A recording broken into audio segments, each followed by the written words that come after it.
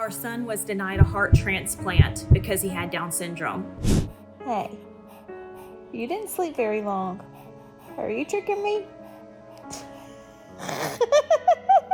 Before Zion was born, we had an 11-year-old son, and the doctor told me there was no possibility of having other children. And so my husband and I found out we were pregnant. We were ecstatic. We couldn't believe it because we were over 35 years old. We were high-risk pregnancy. So we were sent to a specialist. That day we went to the specialist, the doctor came in and he said that in the ultrasound, he saw hard markers for Down syndrome. He shared with us that we had a couple options. There was an abortion, and that if we wanted to know for sure, our next step was to do a CVS, which is where they go in and they do interrupt the sac. There is a high risk for miscarriage. We went home, we prayed about it, we did a little bit of research. The next morning, was talking to my husband over a cup of coffee, and I said, you know, if we do a CVS procedure and we find out that it's 100% positive that he has Down syndrome,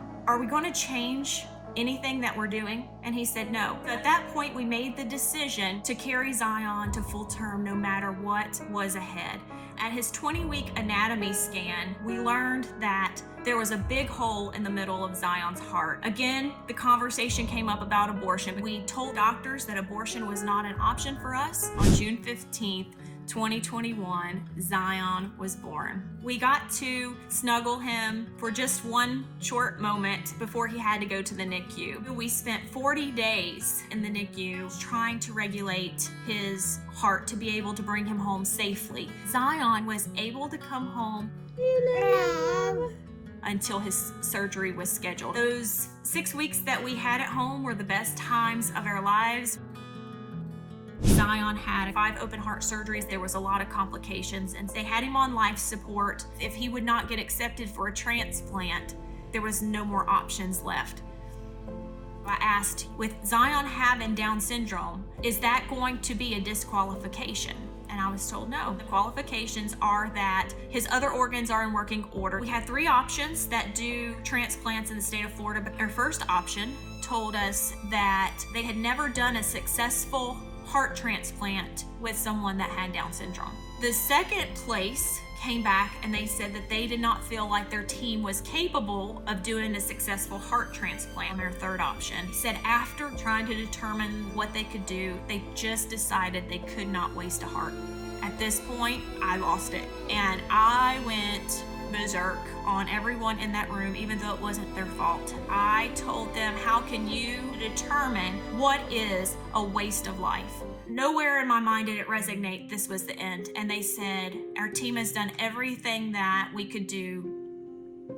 And so at this point, you can remove the machines and allow him to pass peacefully in your arms. I was in shock, and my husband was crying. And I look over at my 11-year-old son, and he's holding his brother in his arms for the very last time. I didn't realize that they have you to bathe your baby after they pass away, and it was the most gut-wrenching thing in the whole world. I gave him a bath, and I kissed his body, and I held him for the last time. Zion lived 3 months, 3 weeks, and 3 days on Earth. We decided to do something good with Zion's story. Not only do we advocate for the Down syndrome community, we have a kindness campaign. We ask people to do a random act of kindness in honor of Zion. We actually had 889 random acts of kindness in the month of June, being able to bless others in this journey and to stay connected with families that have Down syndrome. It has given us purpose even in our pain. I am seen. Are you?